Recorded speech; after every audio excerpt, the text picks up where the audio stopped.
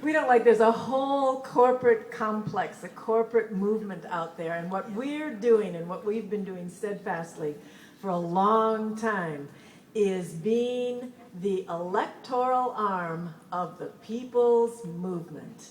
And what's growing in this country is that people's movement. There's some evidence of it, which is, as Bill Balderston, who's running for the insurance commissioner, talked about the March 4th, which is when the students got up and walked out of their universities and colleges, and some of them even walked out of their elementary schools. If they could have, they would have walked out of their preschools, because they're the ones that are going to be paying for the economic disasters that the corporate parties have been designing for them. But okay, I'm running for governor in 2010, and what we're trying to do, and what we are doing actually more and more, is getting in front of people's minds what's been going on really in California, and talking about Prop 13 in ways other than adoring ways. Now, Prop 13 is that old thing that was passed in 1978 with some good reason. Keep people in their homes and also make the funding of the schools a little more fair. But it had those nasty zingers in the background. And so what we've been doing is spending some time educating people about that. And my leaflet has Prop 13 unlucky for California in 13 ways on one side. On the other side, and there is of this leaflet that's entitled There Are Solutions, on the other side is a state bank where we would take control of our own money supply. We have been spending so much, yes, let's clap for that. And clap for North Dakota, where the farmers in 1919 got sick of working their soil and having the out-of-state bankers take all their wealth away. Does that process sound familiar? Is there any good reason for California, with the wealth of natural resources that we have and the wealth of human resources, and it's the land of opportunity and the terrific schools that we have had, is there any reason for it to be virtually on the verge of bankruptcy? What's the answer? No, there's no good reason for that. And so one of the things that I've done just recently was that I went to the U.S. Social Forum. How many people actually went to the U.S. Social Forum in Detroit? Okay. And how many people have heard of the U.S. Social Forum? Okay, you're way ahead of most of the country. I'm doing a little survey, and I go up and I say, so, Sanda, have you heard of the U.S. Social Forum? And she would say yes, but a lot of people say no. And I say, well, have you heard of the Tea Parties? And they say, well, yes. That's because of the military, industrial, congressional, security, media complex. That's the corporate complex. That's the corporate movement. How many of you've heard the title, The Revolution Will Not Be Televised? Well, we know it. We know it from the U.S. Social Forum, and that is where people got together. 14,000 people registered, more than that were there, something like 20,000 people were there. And a lot of them were young people. And the diversity reflected the diversity of the country. They were working for what we want, and that's what the people's movement is doing. Working for good housing, education, health care, job opportunities, environment, for all of those things, working for those things.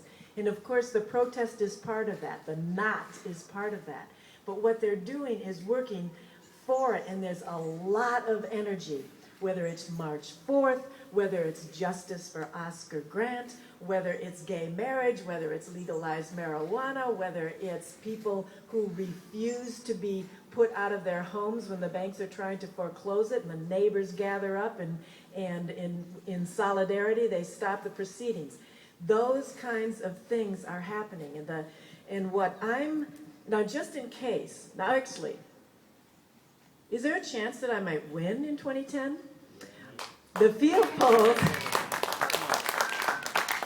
The field polls have it sort of neck and neck between Megabucks Whitman and Jerry Jester Brown. I actually, when I call them Meg and Jerry, I always want to call them Tom and Jerry.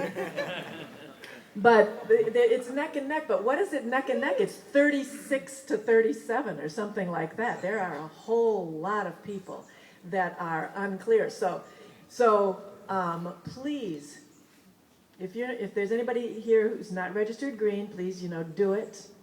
And vote green every chance you can. And just in case we don't win in 2010, I really believe that we should go for winning in 2014.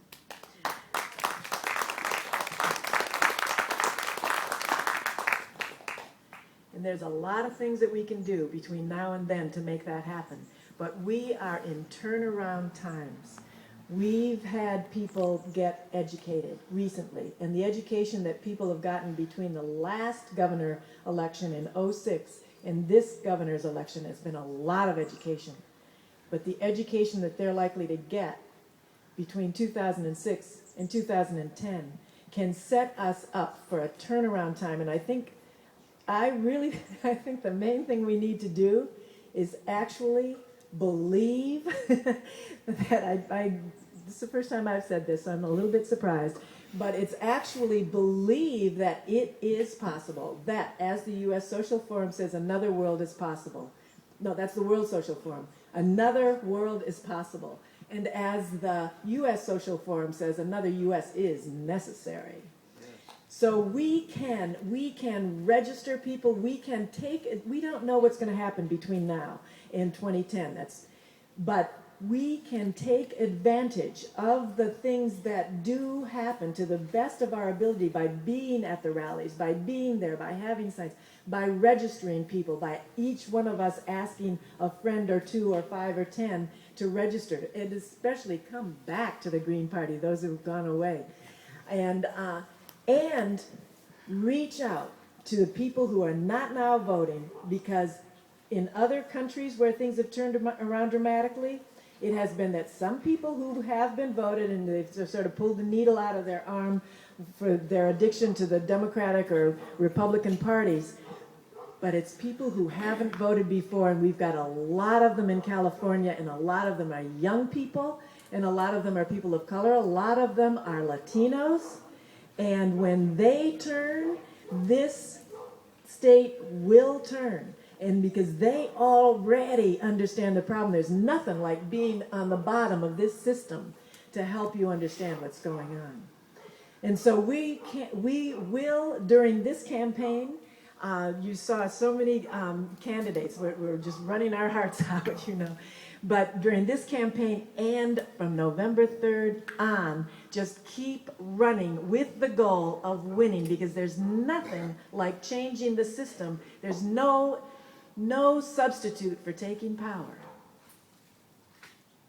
And so I just really want to get that into our minds.